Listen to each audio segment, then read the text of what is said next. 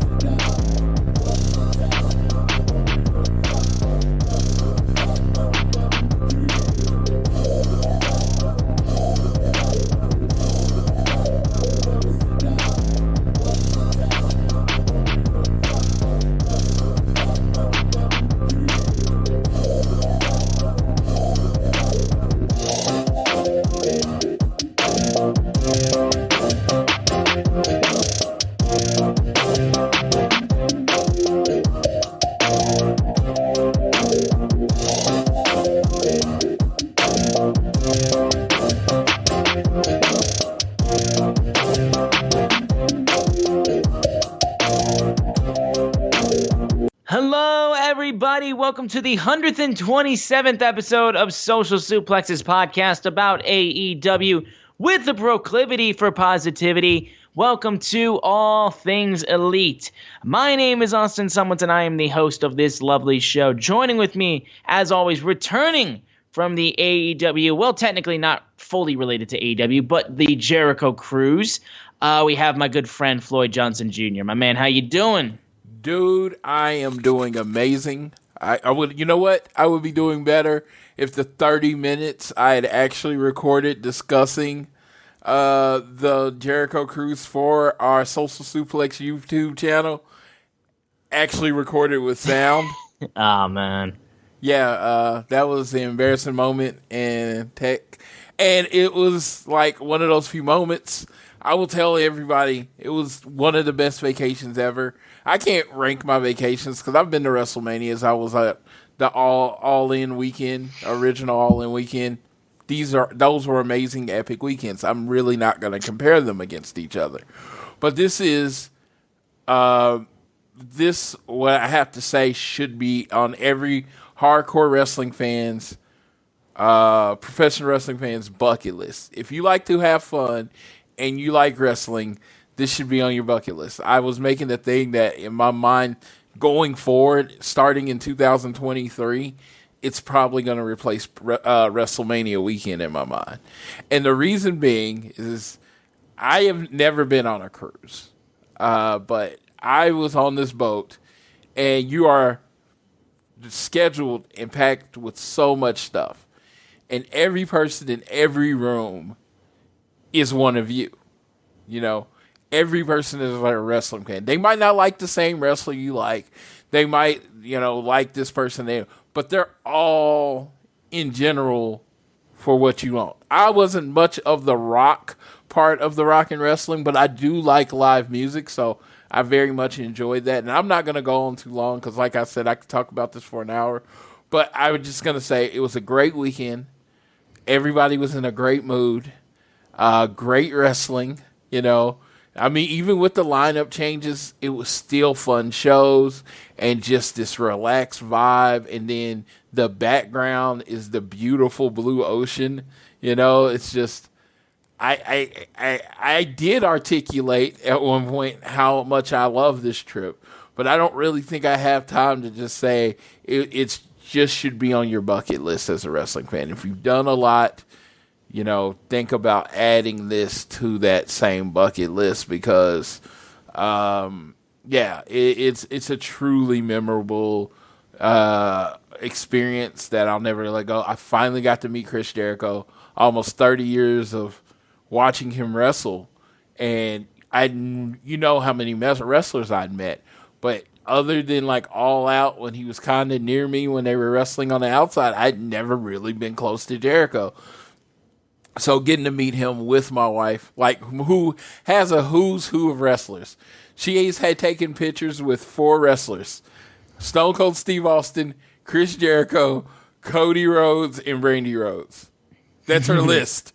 That's her list. Like, it's a pretty fucking epic list right there.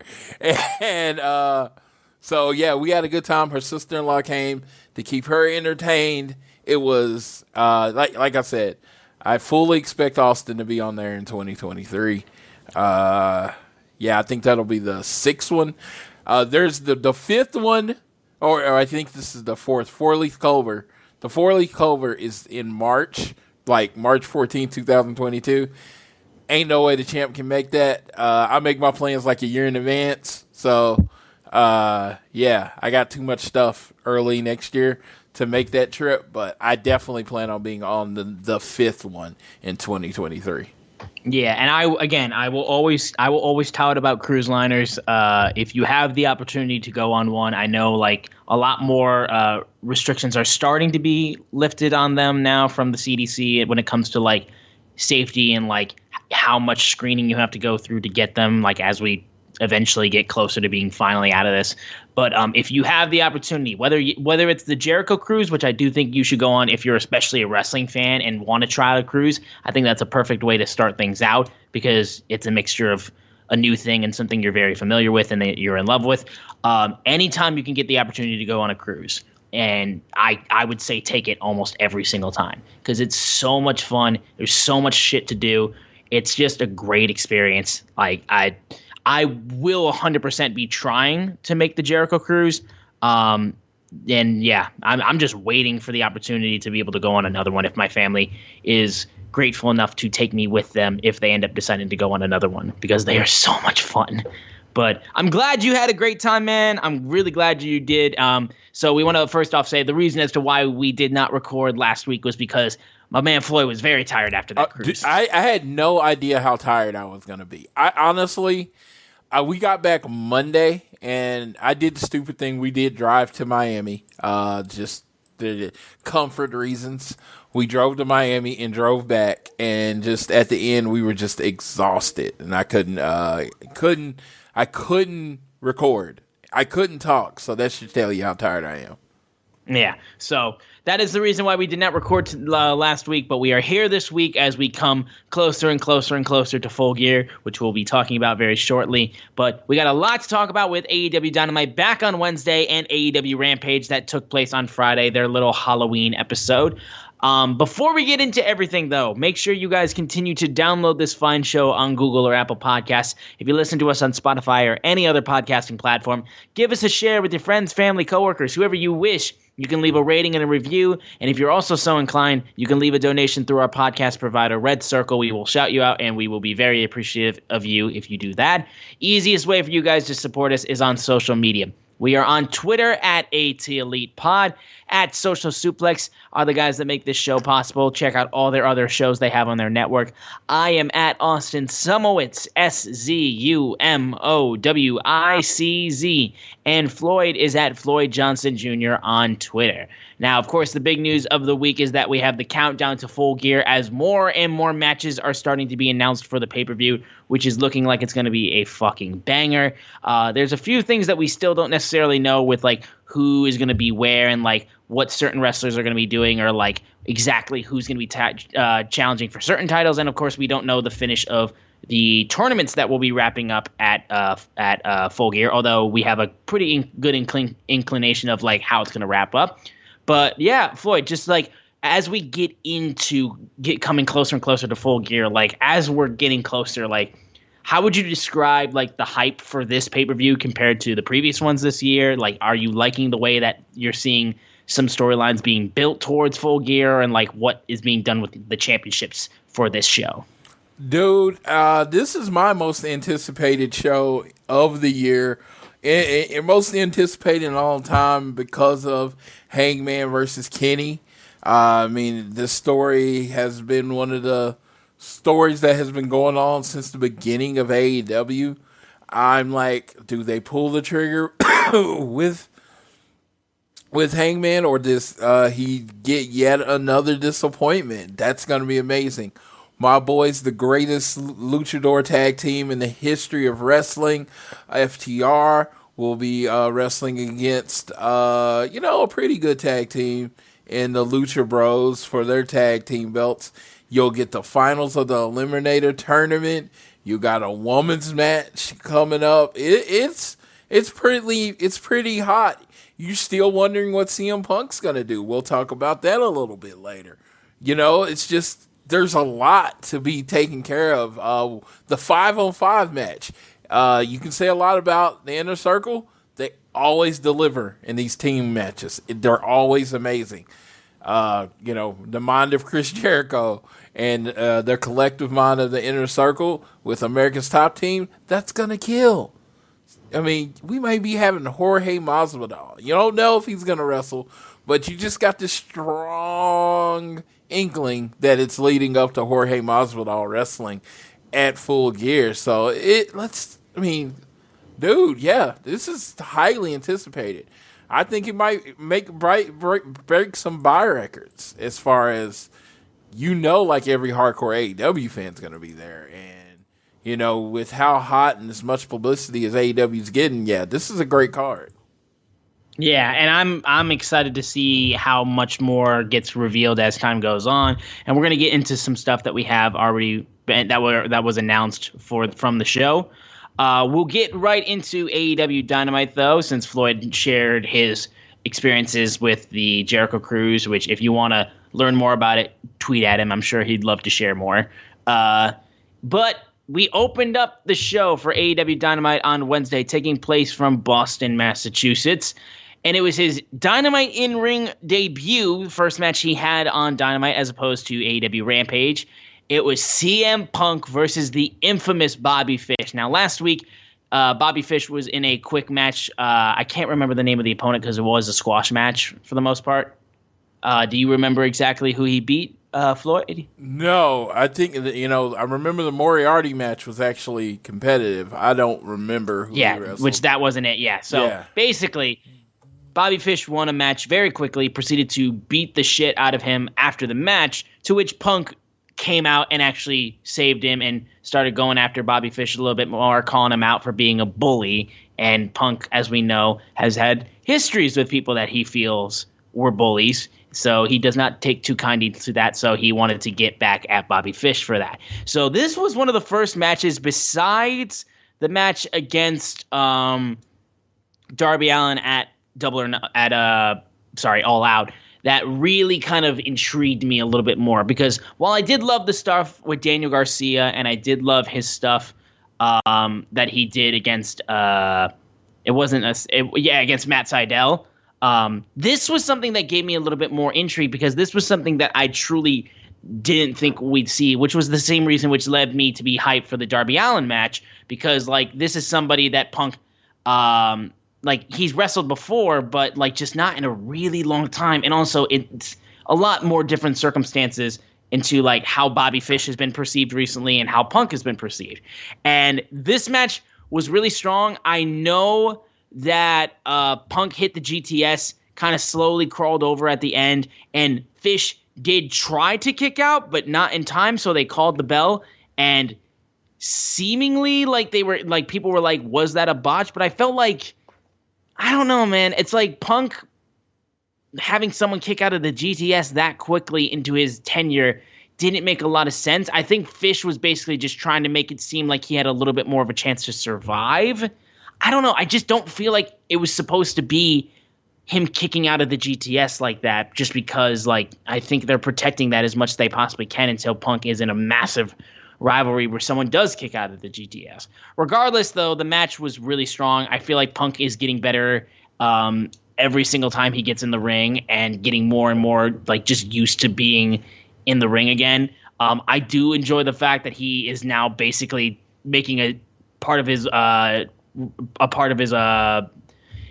repertoire as a wrestler is that he literally just does 3 body slams in a row. I just love how like Punk is just in this AEW company that is filled with a lot of flippy shit and a lot of crazy different types of wrestling styles. Punk is just going to body slam you 3 times in a row, and he's just going to laugh while he does it. I just think that's really cool. But I thought this was a dope opener, and I think Bobby Fish is great, and I think he works really well as a heel. And yeah, I thought these guys did really well to get together to start it off. I think what they were trying to get past was that CM Punk was barely better than Bobby Fish. I do think the ending was there was supposed to be more. I think that was a actual mess up on the referee at that point, because CM Punk kind of looked at the referee like, oh, he was ready to go again.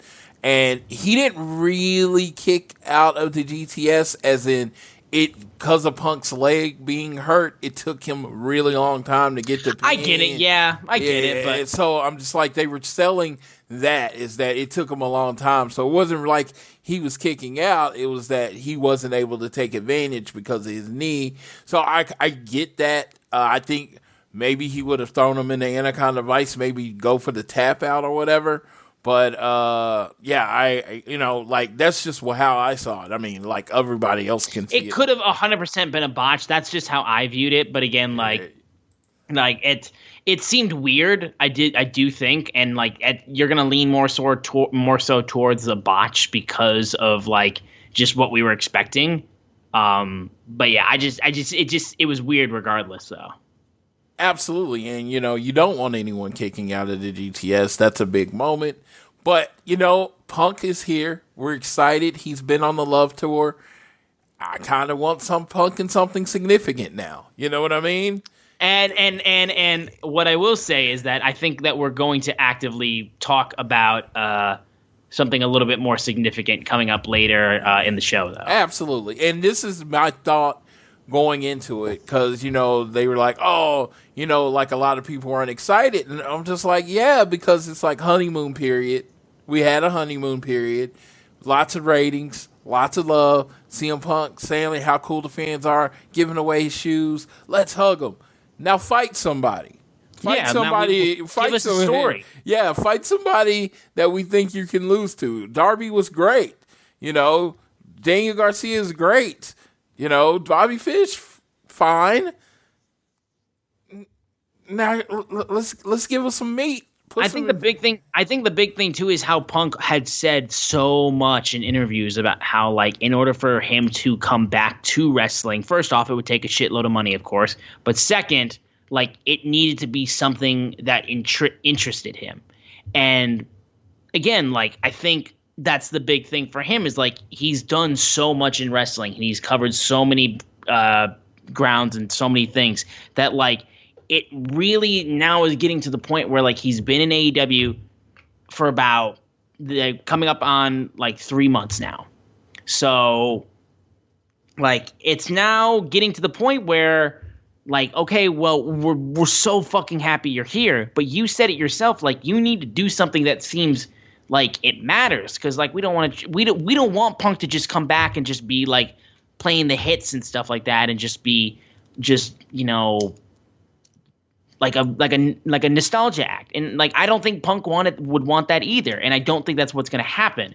But it's just, the issue is just, like, now we're reaching to the point where it's like, okay, we need a story, we need a feud, we need something that's going to carry over into multiple weeks of television and multiple months of television, not just be teased 1 week, be the blow off the next week, and then we move on to the next thing. Because it's just not, Punk deserves better than just that for his massive return, and I think he's going to get that. It's just we're still living in that honeymoon period, but I think we're nearly out of it, though, I will say.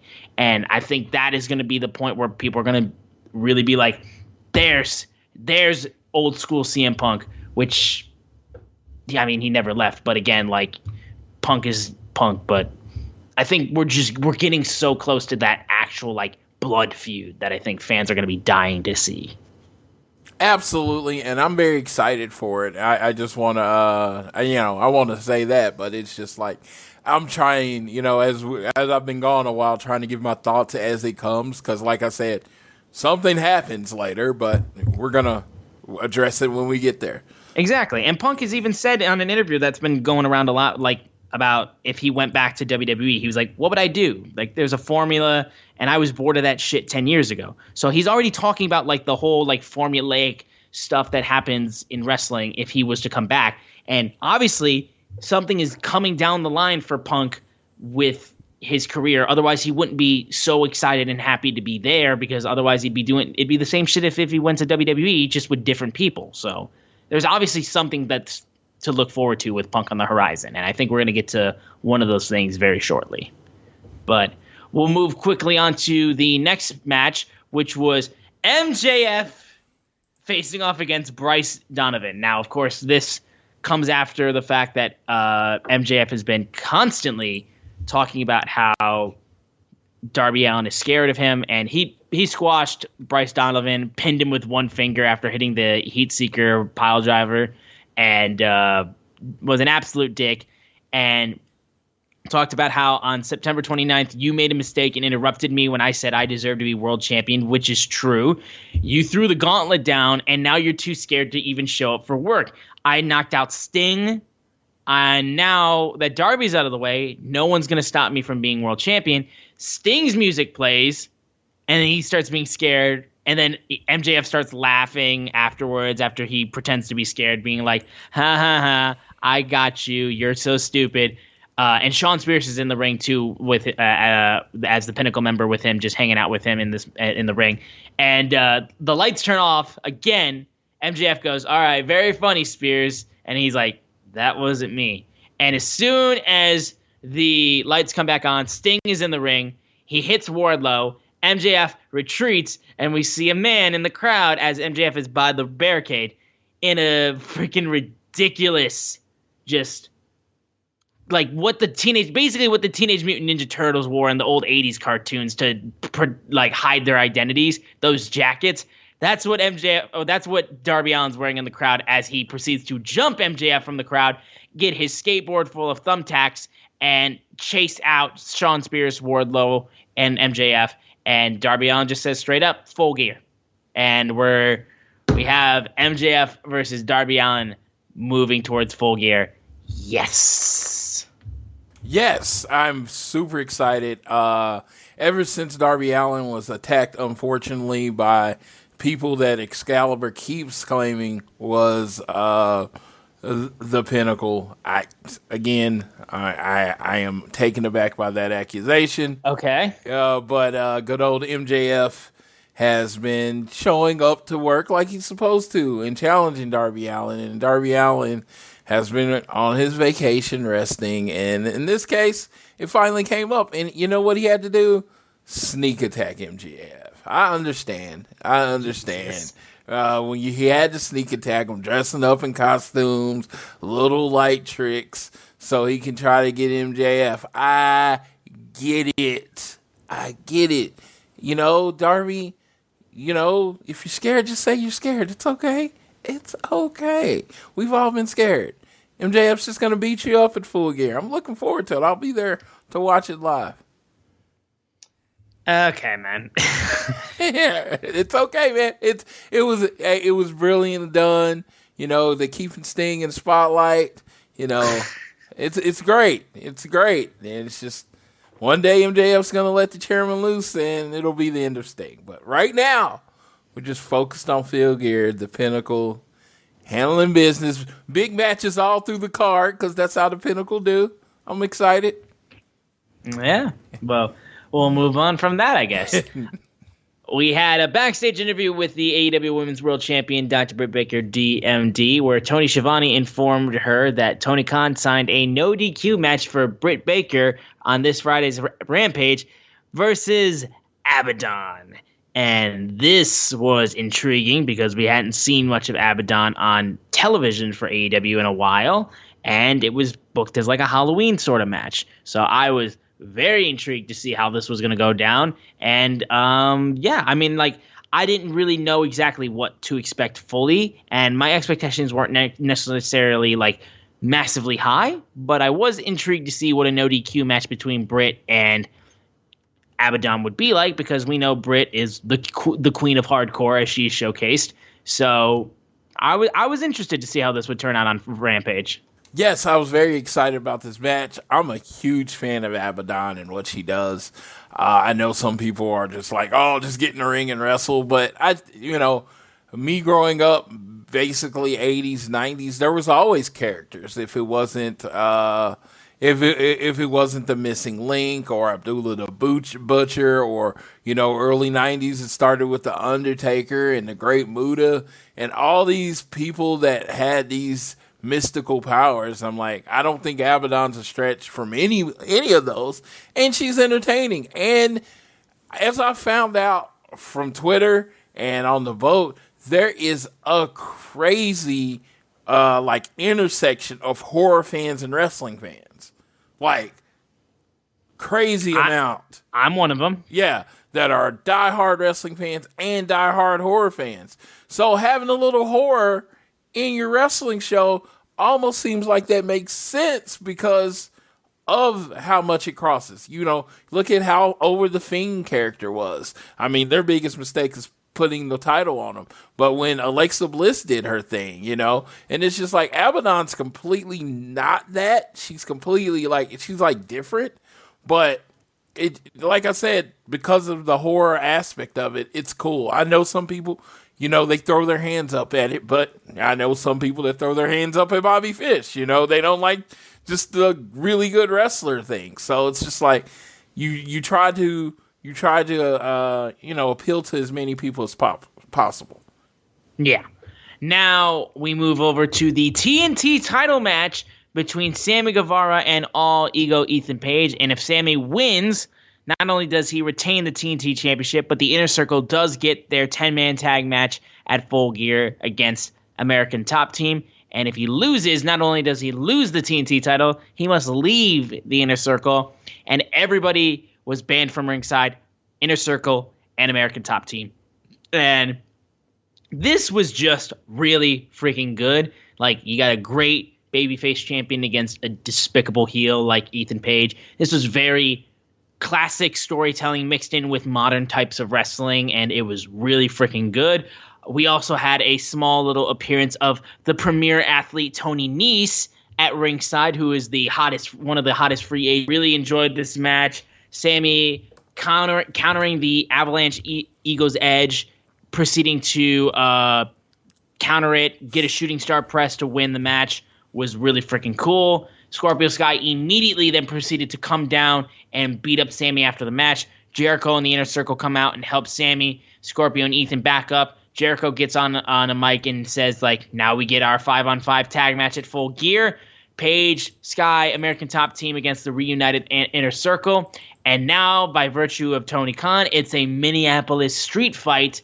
So tell Dan Lambert to be at Dynamite next week, so you can tell him he can tell him which members are going to be facing us.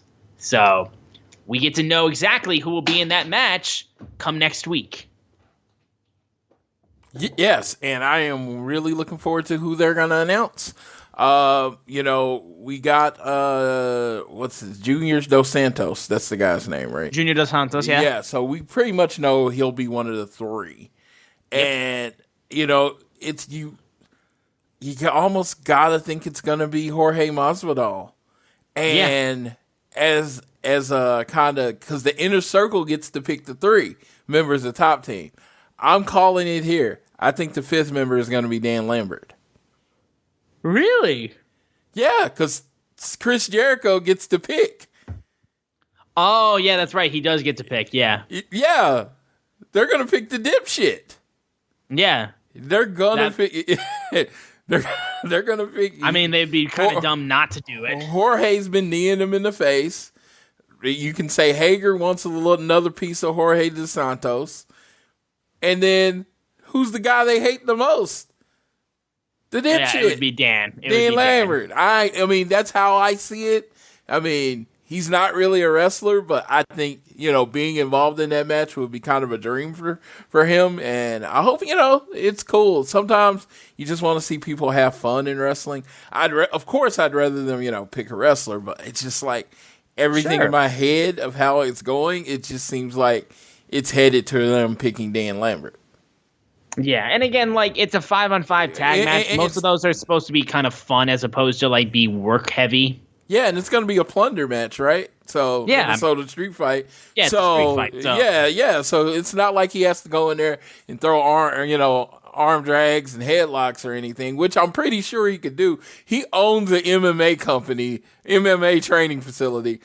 Pretty sure Dan Lambert could probably handle himself. Sure. He could tap me out, so you can't own that and not know anything. So it'd be kind of cool, him being the chicken shit heel in the street fight, taking advantage only when his people, get them an advantage in the match. So yeah, that's kind of how I see it playing out. Just throwing shit out there, Yeah. And then we moved on to a couple backstage stuff where we had Tony Schiavone be interviewing Bryan Danielson and Eddie Kingston, who would be going one-on-one on Rampage in the AEW World Championship tournament to determine the number one contender that would be crowned at Full Gear, who will face either Kenny Omega or Hangman Adam Page.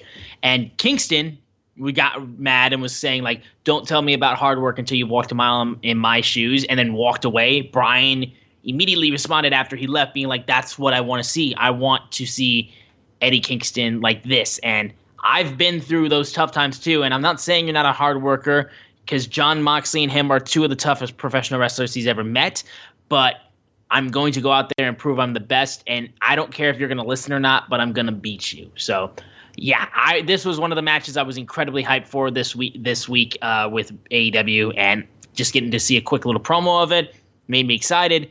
And yeah, I was very excited to see these two go at it on Rampage.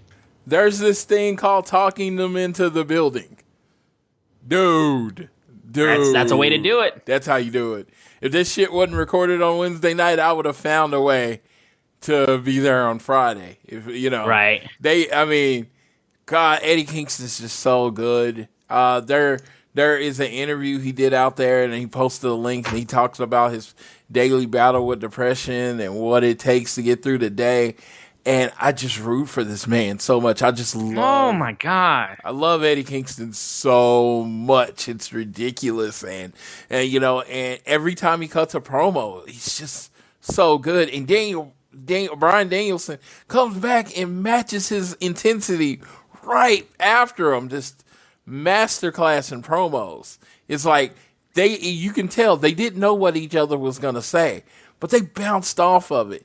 Real people cutting real promos that you can identify with. God, I love wrestling. Yeah, and I'm so happy that Eddie is getting this spot with Bryan Danielson. I was so happy. We then had the AEW Tag Team Champions, the Lucha Bros, announce that at Full Gear they would be facing FTR for the AEW World Tag Team Championships on November 13th at Full Gear. So your boys are looking to take another pair of belts off of the Lucha Bros. Looking to, definitely going to happen. Come see, come saw. I was there at Full Gear to watch them and lose a match where they literally gave themselves to the point where they passed out after the match because it was so hot in the ring. They get to tell a story with the Lucha Bros inside an air-conditioned building. If they could put on a 5-star classic, almost dying with 120 degrees in the ring, what are they going to do when they actually get to be at, actual standards, actual comfort? 7.5-star match coming towards you. No, this will be a great match. I always say Rey Fenix, every time he's in the ring, does something I've never seen before, and I wonder how it happens. And Pentagon is amazing wrestling, but one of the most charismatic wrestlers in the industry. And to see them go up against the best tag team in the world, in my opinion, in my humble opinion, my opinion's always humble, FTR, the living legends, I am so excited that I get to be there for it and that this match is happening in general. Even if I was at home watching it on TV, I would be very much excited for this match because it's just when I said it a couple years ago before, 3 years ago before AEW started, if you would have asked me my 4 favorite tag teams in wrestling, Lucha Bros, FTR, Santana and Ortiz, and the Young Bucks, it wouldn't have been close. And and this will be the last of the 3 that I get to see live. I would have seen them wrestle the Young Bucks live. I would have seen them wrestle Santana and Ortiz live in Chicago. And now I get to see them watch the Lucha Bros live. This is like me living a dream that I didn't think I was ever going to see. Yeah, honestly, that's it. We then get to a first-round match in the TBS Women's World Title Tournament. Serena Deeb, the woman of 1,000 holds, facing off against Hikaru Shida in a rematch after Serena Deeb prevented Hikaru Shida from getting her 50th win in AEW and then proceeded to beat the crap out of her with that 50th win little plaque and turned heel on Hikaru Shida. So we got the rematch after that match, which was really good, honestly, the first match that happened. But now with not only Hikaru Shida going towards getting her 50th win again against Serena Deeb, but also with the TBS tournament going on at the same time, this match had a lot more stakes to it, and this match killed. This was such a good match. Serena Deeb constantly just working down her knees and just really proceeding to just work on the legs of Hikaru Shida. Hikaru Shida was really fighting hard to break free and get a win over Serena Deeb, finally get that 50th win. It ended up with a nice roll-up to get the win. She becomes the first female AEW female to have 50 wins in the company. Serena Deeb then proceeded to chop block Shida after the match, took a chair and beat up Shida afterwards until referees had to come through and stop her. So then the question was, how far is Shida going to be able to go? Did Serena Deeb just basically take Shida out of the tournament because of this brutal attack? This was a hell of a match. I really love how Serena Deeb is being portrayed now. She's just so good, and I'm so glad she's here because now I think genuinely she could be such a great champion to somebody to chase for a championship as a heel to somebody who's a babyface. So whoever wins this tournament for the TBS World Title, Women's Title, I want Serena Deeb to be one of the first people to go after it just because I think she can give you such a great series of matches and little segments because of how good she is at playing a heel and how just you can get a great match out of her like every single week. Like she's just so good. So this was probably my favorite part of the show, honestly. So I say a lot of crap. I talk stuff about FTR and the Pinnacle, and it's ridiculous. We all know it. This is, I do it for fun. But when I say this, I 100% mean this. I could literally watch Hikaru Shida and Serena Deeb wrestle every day. This is what I would compare to, I wouldn't say it's on that level, but I get inklings of Trish Lita. Just a little bit out of this, just because of how good these two seem to work against each other every single week. Yes, and they'll build up the anger through it, but good Lord, the technical skill, they have so much chemistry. They're always where they were supposed to be. Serena Deeb makes everything look so violent and vicious, and she's aiming to a point to get that lock on, and she was killing her, and Sheeta's just surviving a lot of times, and then hitting her hard, and Serena Deeb is just ready for it, and it's just such a great story. It's just like I wouldn't call either one of these women my favorite wrestler in AEW, but they're my favorite matchup in AEW. Right Shida, now, I would honestly say Shida and Deeb are two of my favorite women wrestlers in the company. Like, I would say just in front of them maybe would be like Britt's up there. But like, I love Britt, but like, I just have a thing. I really love Serena Deeb, and I'm glad that she's here because I'm a Punk guy, and she was in the Straight Edge Society. And Shida, I was 100% behind her for her title reign when some people were kind of like calling it iffy and stuff like that. She genuinely held that division on her back during the pandemic, and like, it was seriously outstanding how well she did despite the circumstances. Like, I'm trying to think, like, I love Tay Conti, and I think she's great too, and I think she's got a great future as well. And like, it just comes back to Serena Deeb and Hikaru Shida, honestly, like, just like maybe recency bias, but like, I just love these two. I think they're great. Well, my favorite, of course, and this is not to take anything away from these two amazing wrestlers that I literally said I could watch every day, it's, of course, the person that follows me on Twitter, Miss Thunder Rosa. Well, she was that might beat it too, honestly. Thunder Rosa is. I see now. I'm just thinking of a 3-way match between these three. Yeah, no, Thunder Rosa is my girl. Shit. She was my favorite before she followed me on Twitter. But honestly, when I got that notification that she followed me, yeah, I marked out like a lot because I was like, it wasn't like I had like tagged her in anything. It was just like, oh, this dude seems cool. I'm gonna follow him. But. No, that's awesome, and like I said, these two just have this chemistry. It reminds me of course, her name. She's the woman of 1,000 holds. She reminds me of Dean Malenko in that cruiserweight division in the late '90s, working with Rey Mysterio and Juventud Guerrera, and he'd be the base for them a lot of the times. They do the flying, and he'd be the base. But he was so technically sound, and that's what I see in Serena Deeb. Always going for the submission, always working towards the end. The match can end at any time because she's always working towards that move. And then Shida, the babyface, the fiery babyface, works perfectly in this role as someone that, can hang with her and, can be a step. In this match, she was just, still close, just one step ahead of her for the 50th win.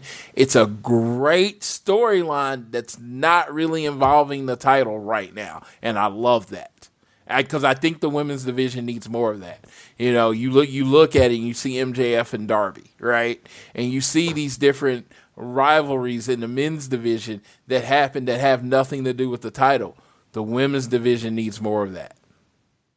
Yeah, 100%. And I think with the addedness of the TBS title, we're going to see a lot more women's storylines going on television a lot more too. So we then had a backstage segment with Lio Rush and Dante Martin basically saying because Mike Sydal was injured, instead of a tag match, it's going to be Dante Martin against Matt Sydal instead of Lio teaming with Dante Martin in a match. So we just got a little update on that. We had a men's world title eliminator tournament match between Jon Moxley and Preston Vance, Dark Order's 10, where Moxley, who has done this a couple weeks in a row, has come in, beat the shit out of people, like, viciously, too. Like, Preston Vance got busted open in this match, like, heavily, and his mask got torn up as well. Eventually, Preston fought a little bit, but then Mox hit the paradigm shift, finished him off, got the win, bolted out of the building as fast as he could as Dark Order's 10 was just completely bloodied. First off, hope he's okay. I don't remember exactly if that was hard way or what exactly busted him open. Hope he's okay. But Moxley is fighting with a purpose, how he wants to get that title back, and he's leaning a little heelish. But I know Moxley is like just a vicious dude in general, so it's not even like necessarily a heel thing that what he's doing. He's just a vicious, like, crazy guy. But regardless, he's being very vicious, and he is trying to get into this tournament and win it with a purpose. He's got a chip on his shoulder. All these new guys, the CM Punks, the Bryan Danielsons, all of them keep getting pushed in front of Mox. And who's the first, like, legit name to cross over, really cross over? It was Mox, and the company was kind of built around him for a while, but now it's like, oh, we done forgot about Mox, and it's pissing him off. And you know what? 10 was just in the way. It wasn't personal. It could have been anybody. It could have been it could have been a referee. It could have been MJF. It could have been Dustin Rhodes. It didn't matter who was across from him that day. Mox was going through him and going to the next round. Unfortunately, it was 10. 10 was the victim that day. Yep. But we get to the American Nightmare, Cody Rhodes. Now, last week, we didn't get a chance to talk about it, but last week in Malachi Black versus Cody Rhodes 3, Malachi Black finally ended up losing to Cody. The record's now 2-1, just so people know. But Cody finally gets a win against Malachi Black, finally is able to get over it, and he proceeds to come out the next week. And now we're kind of wondering exactly. Some coffee's fast, but not fresh. Some coffee's fresh, but only after a long wait. Speedway coffee is made fresh at the push of a button, hot or iced, so you can have fresh coffee your way, right away. Get 2 times the points when you buy any size hot or iced coffee drink with Speedy Rewards. What you want is sometimes far from what you get. At Harry Ritchie's, we want you to get the heart-stopping, high-fiving diamond gift you want and pay for it the way you want. Our in-house financing lets you make payments that fit your budget and your life. Plus, at Harry Ritchie's, our jewelry is priced at an everyday, real price. That means you get all of the dazzle with none of the haggling. More boom for your buck. Now open at Clackamas Promenade. Harry Ritchie's, truly you. What the move is for Cody now, because the way things were moving, I don't know if I told Floyd this, but the best thing I heard about what was happening with Cody and what people were describing it as was he was going full Anakin, which makes so much fucking sense in hindsight. But we were wondering exactly what the plan was now that Cody had beat Malachi at least once. So Cody came out this week on Dynamite with Arn Anderson, and he cut a promo in front of the crowd, and he goes, whether you believe it or not, and we're going to get into all this because Cody's promo was really freaking good, so we're going to get into a little bit of all of it. So I just want to let you know I'm going to basically kind of read most of this promo just so you guys know. He says, whether you believe it or not, I hear you. I hear you online. I hear old wrestling managers shouting at the clouds on social media. Cornet! Sorry. And I heard you this Saturday. I had one of the best wrestlers in the world, Malachi Black. I hit a Tiger Driver 98, but for a brief glimmer, I thought about hitting a different move. And pedigree for everyone that doesn't. Yes, because the Tiger Driver 98 is the same double hook, like starting position. And he teased it right there. And he said, what if I did hit it? Would I have popped up? Would I have broken a rule? You know why I didn't do that? Why I didn't go down this road? Because that would have been the easy way out. And I feel like as a fan, you have the right to cheer or boo, but if you're going to acknowledge the man who signs the checks, please acknowledge the man who built this bank. Fucking great line there, but he goes, the easy way out is not the way I will go. I will not turn. And the reason is simple. It's because I love you guys. I've loved you my entire life.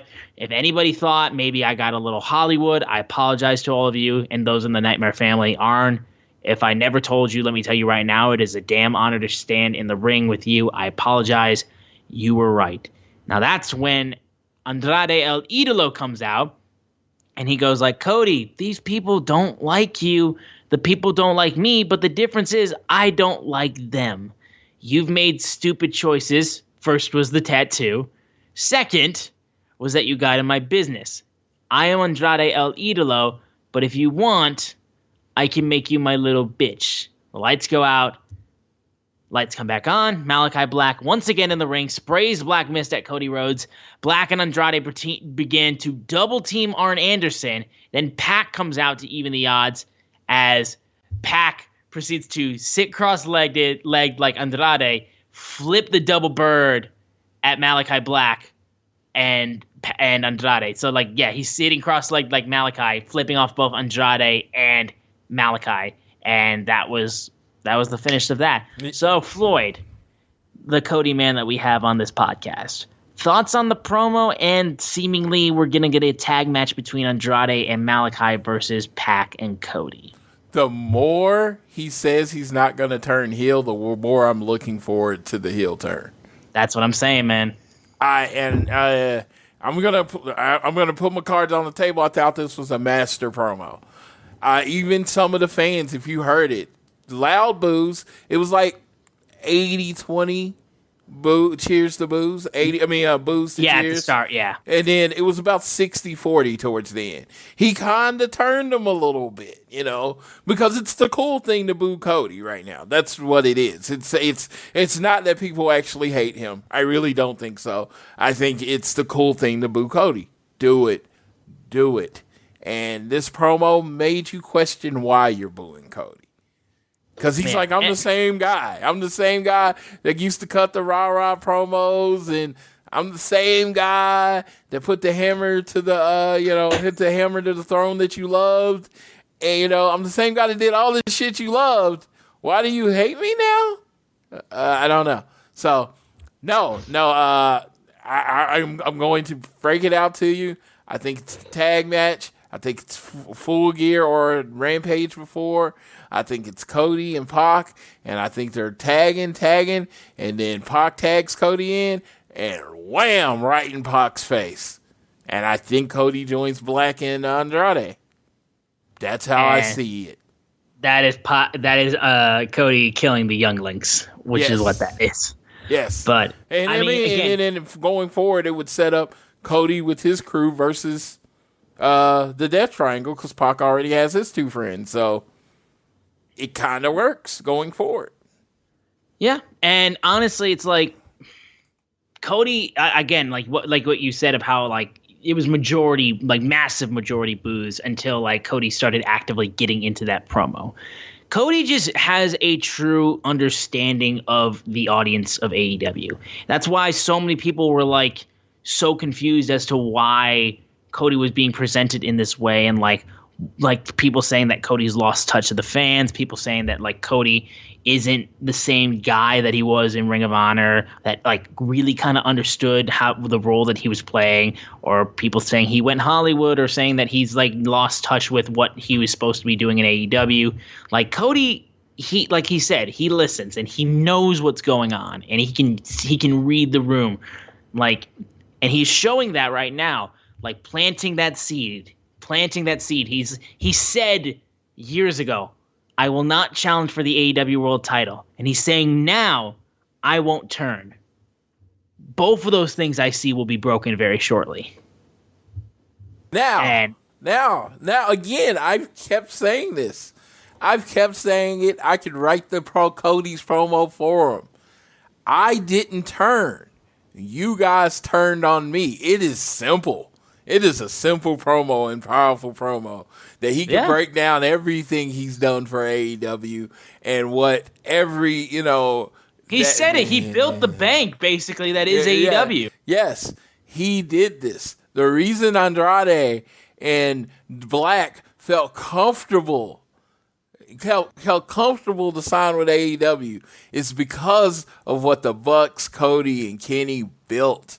This Shangri-La where wrestlers get to, be involved in matches and, give their input and tell their story. Oh, he built this. And they came. They came, and then the fans turned.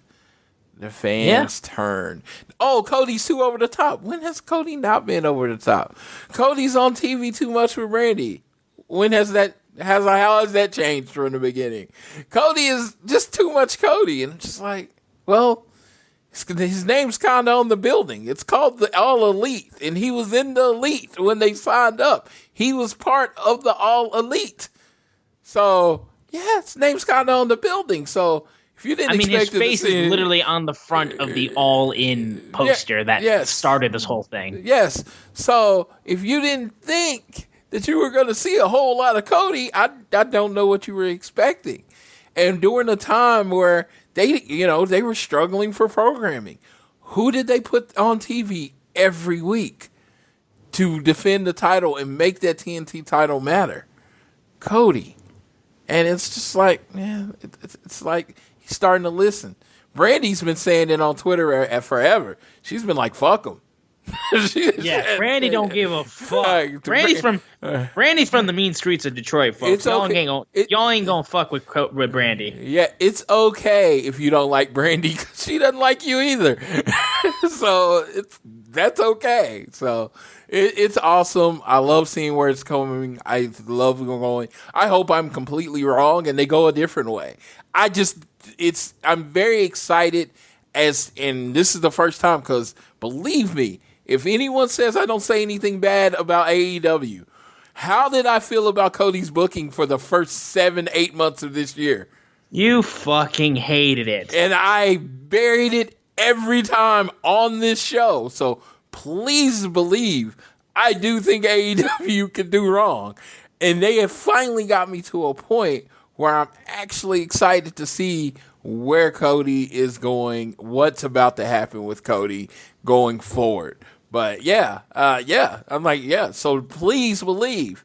If you listen to the show and he's like, oh, it's just hugs and, we the proclivity for opposite. Yes, but, when I don't like something, I'll tell you. I'm going to be 100% honest.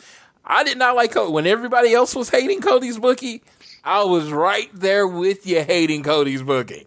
Probably more so than you were. More so than you were, because he's my favorite wrestler, and of course I wanted him booked well.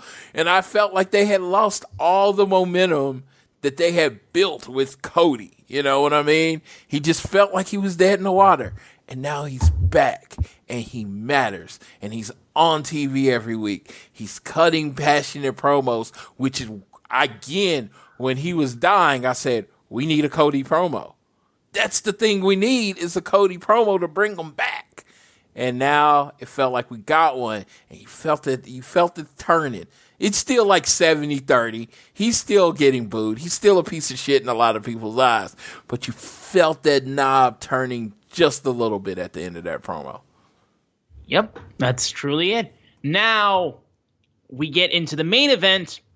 The Dark Order versus the Elite. Stu Grayson, Evil Uno, John Silver, and Boom Boom Colt Cabana, who were dressed up as a myriad of things. We had Uno, who was dressed up as a cowboy. Stu Grayson, who had an incredible Kratos costume. John Silver falling through with Bambi. And I forget, Boom Boom was also, I think Cabana was also a cowboy, I believe. He was also a cowboy. Cabana was Brandon Cutler. Oh, no, yeah, that's right. My bad. He was Cutler. Yeah, that's right, because he brought out the sprays. I thought there were two cowboys on the team. It might have been somebody who was backing him up. But they also came out with a horse, too. So yes, because that was the horse was obviously Hangman. Yeah, but they faced off against the Elite, Kenny Omega, the Young Bucks, and Adam Cole Bebe, who were the Ghostbusters. And they also were flanked by freaking Stay Puft Marshmallow Man. And that was pretty awesome. And yeah. What was Michael Nakazawa dressed as? He was Bebe. He was just a Bebe. He was a Bebe. Okay. Yes, he was a Bebe. So this was a silly, ridiculous, costume-filled, basically kind of what we got for Halloween on the Jericho Cruise a couple years ago, where they were dressed up as like Mario and Luigi and all that kind of stuff. Yeah, this is basically a fun little Halloween multi-man match that was a lot of fun. It was very chaotic. It was very ridiculous. At one point, Michael Nakazawa, Bebe, splashed onto somebody. I don't even remember who. But all in all, like, the best part was when they were using their proton packs and stuff like that, and they were sandwiching the Dark Order, splashing onto top of them. But then eventually, the top end of the costume horse is running out, and the Super Elite proceed to hit him with the top of the horse with the BTE trigger. It turns out it was Brandon Cutler, not who they thought they were. But then, if Brandon Cutler's there, we thought he was Stay Puft. The Stay Puft Marshmallow Man was Hangman Adam Page, and it was an incredible, hysterical, stupid moment. Who proceeds to hit the dead eye on Matt Jackson, and then John Silver comes out and he pins Matt Jackson. The Elite get outsmarted, and the Dark Order gets the win, and we build more towards Hangman versus Kenny. Yeah, this was ridiculous, but it was a lot of fun. And honestly, I'm just so excited for Kenny and Hangman. I'm just so fucking excited. But this was a fun way to end off Dynamite. Dude, ultimate fun. It's what's going to separate AEW, where when you watch AEW and you watch other products, you're going to say, this is what separates them. This was a 5-on-5 match, all dressed in costumes, that by the end of the match, it mattered. It was fun, but the result mattered because the Elite as a group don't lose. They were undefeated in multi-man matches. You can't touch the Elite. And finally someone was one step ahead of them. It was the Hangman, and he was in. Everyone knew it after about halfway through the match. I think everyone figured out it was him. Some people were like immediate, and then some were like halfway through the match. I think everybody got it at a different point, but everybody got it before it happened, and you knew it was him. And then they revealed it, and oh my God, that pop! Oh my God, that pop! And his face, yes. Him and Matt's face, yes, and the anger and how the referee was positioned, because of course he wasn't the legal man. So how the referee was positioned, and then how they got the 3, John Silver getting the pin. It was just, everything was well thought out. Even someone pointed out, well, they're Ghost, right? And then Kenny Omega won't tag Adam Cole. That's right. Yes, he won't tag Adam Cole. He would tag everybody but Adam Cole. Like, they think about everything. This is a throwaway, multi-man, blah, blah, blah match, which on WWE, I'll be honest, I'd probably fast forward through, or I probably wouldn't have watched the end of the show, because I don't really like multi-man matches. Same. I throw that at, I say that because I really want you to understand. I hate multi-man matches. I skip them all the time. But this one meant something. They do it in such an entertaining way, that it's not a formula, like everybody hits the big move, blah, blah, blah. It doesn't feel as formulaic. Everything might happen in the same formula as every other match, but they do a way to make it exciting, to make it fun, and to make it matter. Then the Hangman thing. I'm like, literally, I'm just as excited at the end of this match as I would be any 5-star, 6-star match. I was emotionally invested. There was a satisfying result. That's wrestling. It's not, it's hard. Don't get me wrong. It's hard, but it's not hard. You know what I mean?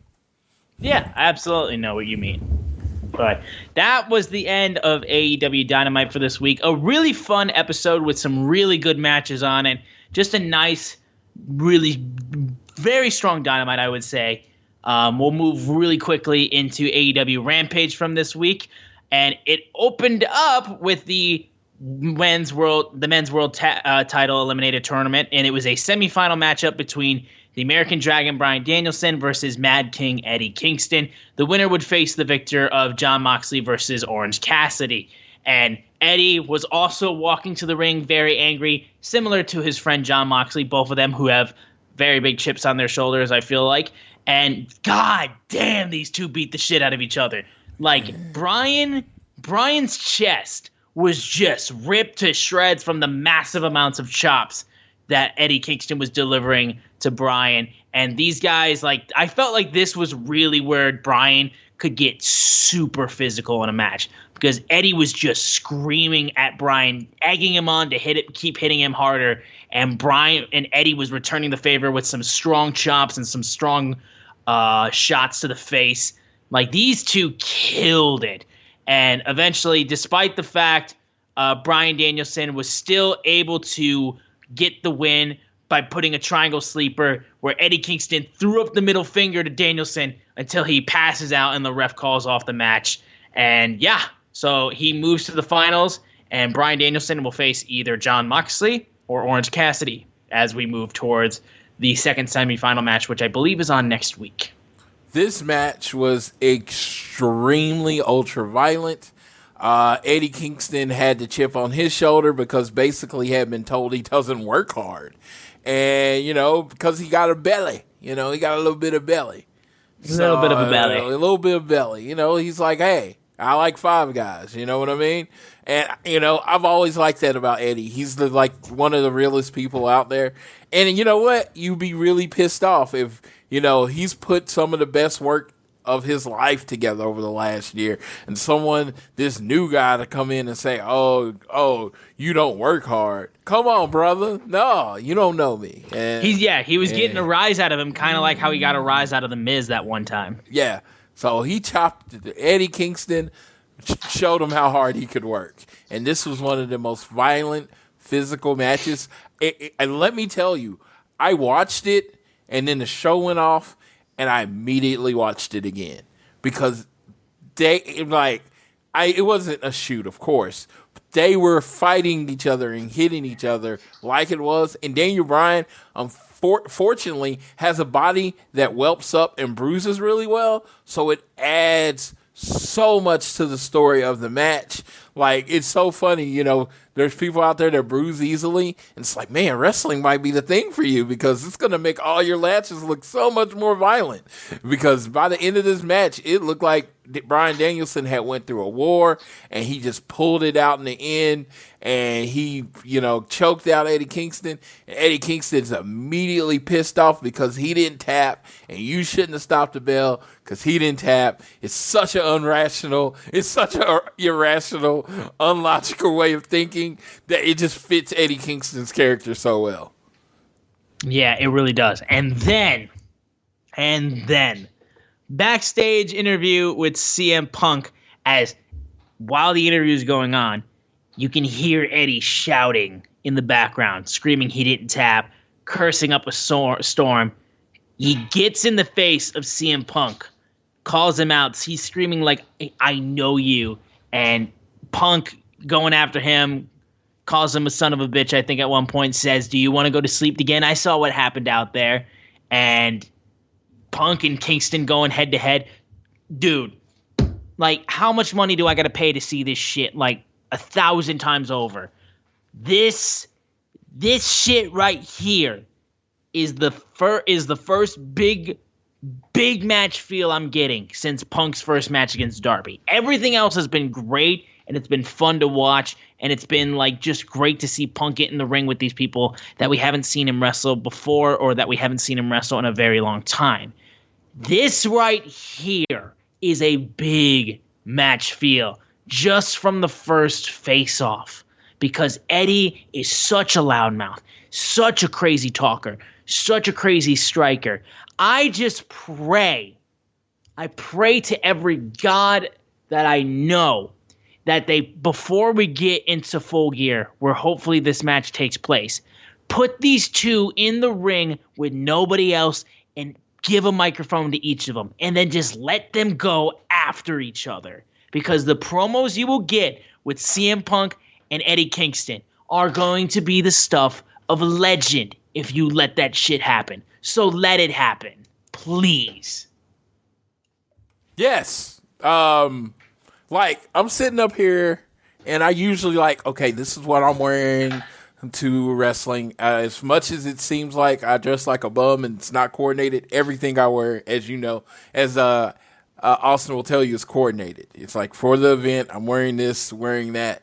So, I'm going to have my FTR shoes on, and I know that because, FTR is in their match, and I'm like, okay, what shirt am I going to wear?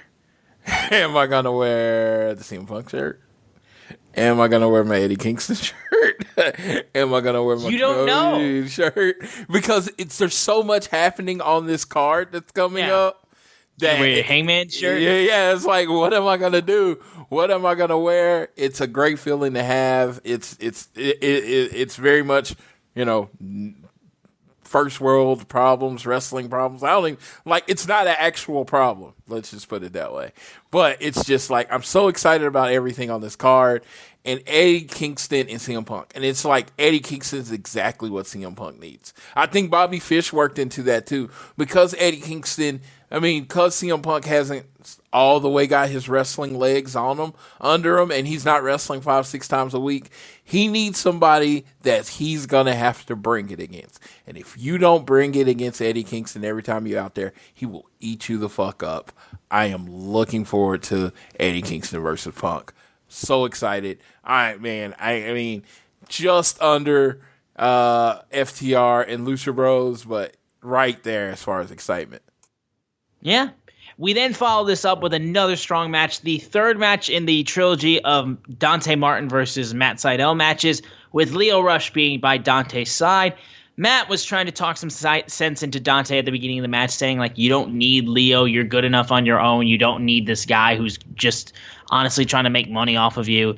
Regardless, they get into the match. And as the match goes on, too, and Leo's really starting to build up Dante, like, Dante starts to seemingly buy more into what Lio is selling as the match goes on. These two, with some really great high-flying matchups and just some really nice back-and-forth stuff. It was a really great match. Eventually, Dante Martin got a double springboard moonsault to get the win, and Lio seemingly is what's going to be pushing forward Dante to keep getting better and better. And yeah, this was another really good match, another different style of match than what we saw previously. And these guys did great. Matt is really strong in just like helping wrestlers get over. Dante is really showcasing himself a lot. So I think he's going to be so good. And Lio, I think leading him at the helm is going to be an interesting thing to see develop as well. Absolutely. This was a great match. It featured Dante. I can't wait to see Lio and Dante wrestle together as the highest flight instead of top flight.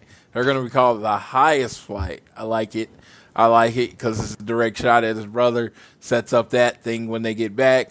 But Matt Sydal being replaced as the mentor. Oh, God. This is a pretty interesting storyline.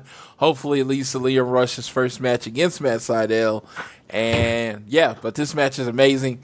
How high he can get up in the air is still just, like, shocking to me. It still doesn't make sense every time I see it. The double moonsault shouldn't, like... he gets so high you think he's gonna overjump him, and it always is right where he's supposed to be. And of course, Matt Sydal's pro's pro. He knows what he's doing. So it was a great match. And I love the pivot. I love the pivot from AEW because you lost the match, you lost the person, and Mike. You lost Mike, and then you pivot. So, yeah. Good pivot. And also, too, I will say before we get into the main event of Rampage, too, because we didn't get a chance to talk about this either, massive get well soons to, I think he should be okay as he heals up in a few weeks, I think. But we had a really big scare when it came to Lance Archer, who went for a moonsault and then proceeded to land directly on his head. And it was scary. Thankfully, he seems to be okay. They stopped the match pretty much right afterwards with a roll-up, which took place in that match. But I know it was a really scary moment when it happened. But I just wanted to say, too, because we talked about how Mike had to be changed on the fly. Just really glad that seemingly it's nothing massively serious for Lance, because I know it was a massive scare for sure. Yeah, it was, Lance seems to be, he knows what he does for a living, and he seems to be very much still upbeat about everything going forward. So hopefully it's cool. Everything's good. Love me some Lance Archer. Yeah. We get into the main event, though, of AEW Rampage for this week. The trick-or-treat match between the AEW Women's World Champion, Dr. Britt Baker, DMD, flanked by Rebel and Jamie Hayter, facing off against Abaddon. No DQ match, and also, if Abaddon won this match, she would get a title match.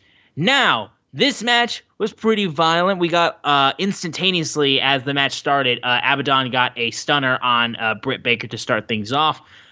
Table was brought out. Abaddon went to slam. Abaddon's skull got hit into a chair that was propped up into the turnbuckles, which was a nice little move.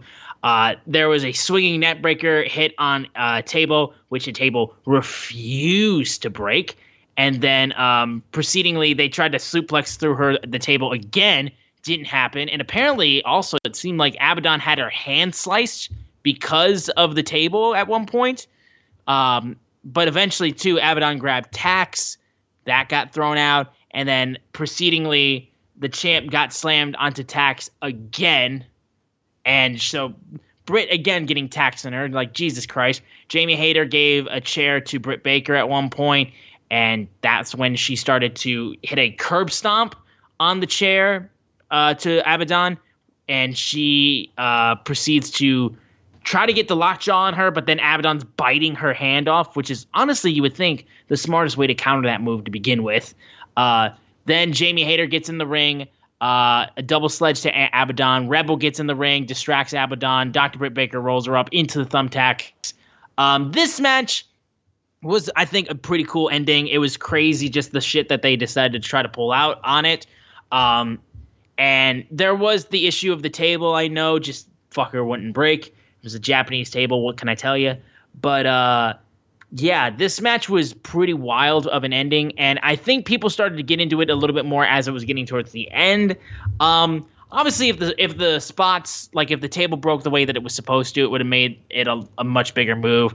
And I know people still aren't necessarily fully behind Abaddon, and I think she's still got a lot of room to work. Though the way that she portrays herself, like character-wise, is spot on. But I think this was pretty good, though. I think. No, I think this was a great match. I just don't think anyone thought Abaddon could win, and that takes excitement out of the match. I know it's wrestling and all that kind of stuff, but it does take excitement out of a match when there's no unpredictability. Because she could get a title shot, maybe there was that outside feeling that it could. The table spot, as much as it's not their fault, it took momentum away from the match. Yeah. It just came off as very much like, all those moments make wrestling like you can cut your suspension of disbelief so much, but when they keep trying to do the same spot over and over, it's like it reminds you, like, right in the middle, oh, this is really, really fake. You know what I mean? And then it's like it didn't go through the first time. I think she needed to move on. They just needed to move on to whatever the next spot was. I thought it was still a really good match. The curb stomp and the kick in the face, all good. When Abaddon popped up, that was perfect. I do think she needs to win on Dark and Dark Elevation a little bit more, just to get her win-loss record up a little bit more. And she needs to be somebody significant. She hasn't really beat anybody, since like Anna Jay, that first shocking defeat. And then it's been just a lot of, she needs to beat someone significant if you're really going to beat Abaddon, build Abaddon up. Like I said, not really my favorite kind of character, but I've seen how much work she's put into her physique and how much her wrestling has improved. As far as being in the right spot, she definitely looks less amateurish than when she first began. You can see that she's putting, time into the gimmick, into the work. So, you know what? I'm always going to root for that. Yeah, I think she gets better every time she goes out there. And yeah, maybe if they decided to not put in the stipulation of her, if she won, she would get a title shot, maybe there would be a little bit more believability in her having a chance of beating Britt. But yeah, I think that this was a pretty good match, and I think Abaddon is improving. Britt's still a great champion. And yeah, like, shame about the table spot. They did regain a little bit of momentum with the tax spot. But yeah, this was a decent way to close off Rampage that honestly started off way too fucking good. It was really good at the start with that opening match. But anyways, that was AEW Rampage. I believe we have a little bit of a final review for the end of Roads to the Top from one Tiffany, if I'm not mistaken. Yes, we will be. Tiffany she'll start on doing the YouTube shows next week. But this week, we are going to get the final review of Roads to the Top from Tiffany. So here she is, Miss Tiffany. Hey, everybody. This is Tiffany from Heart of the Elite, and I am here on behalf of All Things Elite with the final Roads to the Top recap and review for the season finale hopefully we'll get a season 2 and 3 and 4 because it's been a great show. But until then, all we have left to talk about is one more episode with a lot of notes from it that I'm going to get into right now.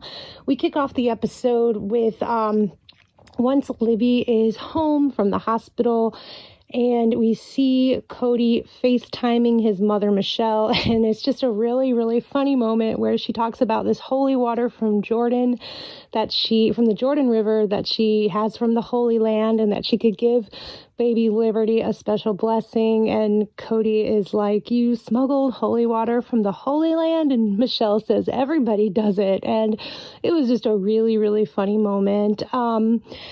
So we have, that was just something I had to mention, but the really main thing that I think was the highlight of the season finale was the return of Brandy, and then also Cody's perspective after he took his 2 months off from the match with Malachi Black at Homecoming, where he was very unsure about, kind of literally at a crossroads, full pun intended, what he was going to do after the New York City match. When he returned after 2 months, was he going to take more time off for a while or what? So that was kind of, I think, the main thing about this episode that was really, really important to talk about.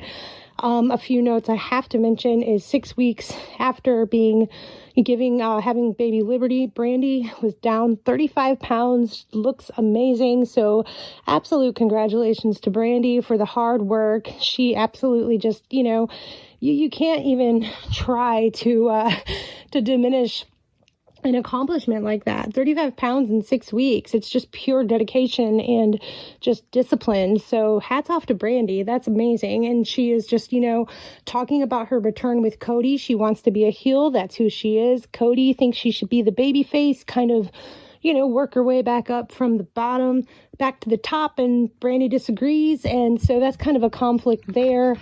QT and Cody also kind of talked in a really good conversation about how the fans have been reacting to Cody. And, QT says, you basically, Cody, or maybe you're tired from constantly helping everyone else. You have to help yourself too. And that's just so true, because Cody's constantly focusing on everyone else. And, Cody says he's mentally run ragged from helping everyone. So there's some great footage of Brandy training with QT. She talks about the process of getting back in the ring and how much it hurts, and how she talks to QT about coming back and how she wants to be a heel and how Cody disagrees. And she says she's not the good guy. That's not her. So Cody is back from home after Homecoming, a 2-month basically just about absence. He was gone and off TV and had that time to reflect, kind of what Tony Khan told him, hey, just see how you feel when you get back, because knowing you after 24 or 48 hours, you're going to be ready to get back. You're going to be itching to come back. So, Cody was talking about the return match in New York City and, just what a big deal it was. So, something that was really important that I wanted to talk about was when Cody wrestled Malachi Black that first time, and basically essentially just let Malachi Black squash him essentially. And something Malachi Black said to Dustin backstage was, "Your brother just made me and I won't forget it." And I think it's really important that Malachi Black recognizes that, because people really, really do need to credit Cody more for the amount of himself he gives and works so hard to establish new stars and make stars in AEW, regardless of whether they're brand new or if they were stars elsewhere. It's just really, really something he has dedicated his entire AEW career to. So that's really, really important. Cody is talking about, basically, he just doesn't really kind of, after that match with Malachi Black, isn't really sure what's going to happen and how he's going to feel. So, when Cody gets to that very first match back in New York, he kind of had a new perspective, which was really important because, Cody, he's tired and he was just needed that time off. And, Cody says, talks to Brandy. He's really, just emotional about everything before he took that time off, and just says he's legitimately tired. He's not sure if he fits into the new AEW. In that 2 months he was gone, so much changed in terms of Adam Cole, Bryan Danielson, CM Punk. So does Cody fit into the new AEW? And he said he didn't know if he has the energy to fix what's going on with his character, because it's a lot of, mentally very tiring. So the big thing for Brandy with her return, as we all know, Brandy made her return in New York City, and she got a massive, massive reaction, a huge pop. It was so awesome. So that was something that I thought was really special, because throughout the big thing with Brandy, when she wanted, when she was leaving for maternity leave, was she did not want to be forgotten. So 25,000 fans, sold out Arthur Ashe Stadium. Huge pop for Brandy's return. And she says, I wasn't forgotten. And that was just really, really special. So Cody makes his return, as we know, 2 months after the big, huge, basically squash at Homecoming. And Cody has new perspective being gone. And he says he's not ready to hand it over to anyone just yet. And he says he could whine and cry, or he can show the new talent what they've been doing the last 3 years, which I absolutely love. A quote from Cody that I really love is, "I don't have all the answers as far as the character of Cody Rhodes and what happens. This is a challenge. However, I do know that what we do next will be the best Cody Rhodes that I ever was. I've got a little more to do." So it took some time, kind of like Tony Khan said, just take some time away, see how you feel. But Cody is back and just ready to show those new people, hey, this is what we've done for the last 3 years, as I've said many times, Cody has set the table so others can eat, and that's where we are now as we wrapped up Roads to the Top. So a really wonderful show. I really hope we get more, and I hope you've enjoyed my recaps throughout the last 6 episodes. And it was great being back on All Things Elite, and I look forward to doing more with the show. Thank you. All right. Thanks, Tiffany, for that final preview and review of Roads to the Top. We really appreciate having her on to do this little segment for the show. She's always a part of the show every time that we do this. She was one of the things that made this show possible. We really am happy that she did this for us. Where can they find Tiffany, though, on Twitter, Floyd? She is at All Elite Tiffany on Twitter, or you can follow her YouTube page, her YouTube show, which is at Heart of the Elite, also on Twitter. Perfect. Now we can get into our preview for AEW Dynamite and Rampage, which AEW Dynamite will be taking place next week. It'll be in the Cable Dahmer Center in Independence, Missouri. And we have a few matches that were announced for that. We have freshly squeezed Orange Cassidy versus Jon Moxley, the semifinal match to determine who's going to face Bryan Danielson in the finals for the tournament at Full Gear. We're going to get the match between the American Nightmare Cody Rhodes versus Andrade El Idolo. We're going to get another round 1 matchup at the TBS Championship Tournament between Dark Order's Anna Jay and Jamie Hayter. We're also going to get John Silver on Rampage facing off against Adam Cole. And if I'm not mistaken, I believe that's everything that's been announced so far. Yes. You know what the best part about Kansas City is? Your boy's going to be there. Floyd's going to be there. Yeah, me and Tiffany, live from Tiffany's hometown. Kansas City, Missouri, Independence, Missouri, all the same thing. It's a suburb. We will be there. And most importantly, we get to see Cody wrestle live right in front of us. Cody, we were at All Out, and guess who wasn't on the show? Yeah, I know. Mr. Cody. And so it's been a while since we've actually seen a Cody live match. So Wednesday, we were going to be at the show. So I was like very, very excited to see Cody and hoping live. that there'd be a Cody match. Yeah. So the Cody versus Andrade, I'm like, that should be a really, really good match. And we're going to get some interference. We're going to get some Arn. We're going to get some everything, because we always get that in Cody matches. Let's hope he brings the Glock. Glock Anderson all day, baby. All right. Well, we don't have any other headlines or news to go through with this week. But we want to say thank you guys so much for listening to this episode of All Things Elite, because I think that'll wrap things up.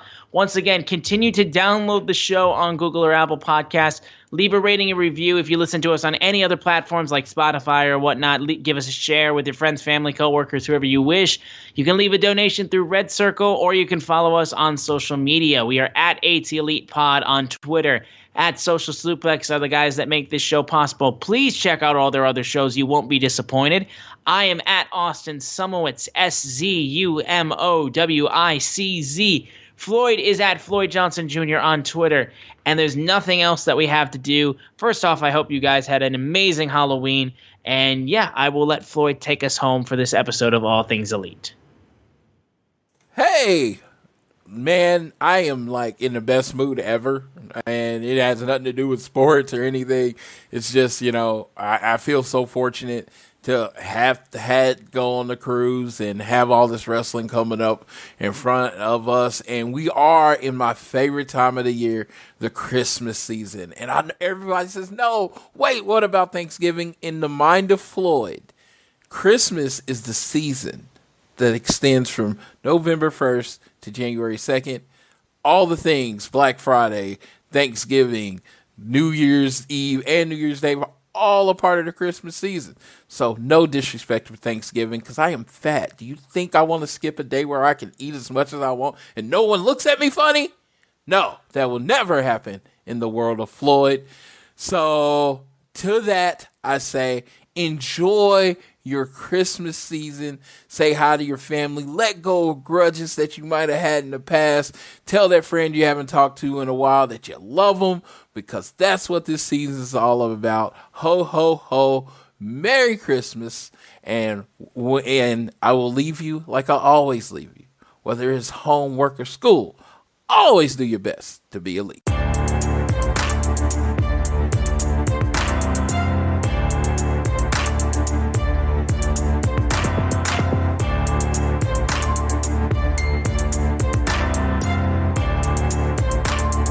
From earaches to strep tests, there's MinuteClinic at CVS. See a provider, fill a prescription, and grab essentials. Or see us online with telehealth options. That's healthier made easier. Visit MinuteClinic at CVS today. Services vary by location. See MinuteClinic.com for details.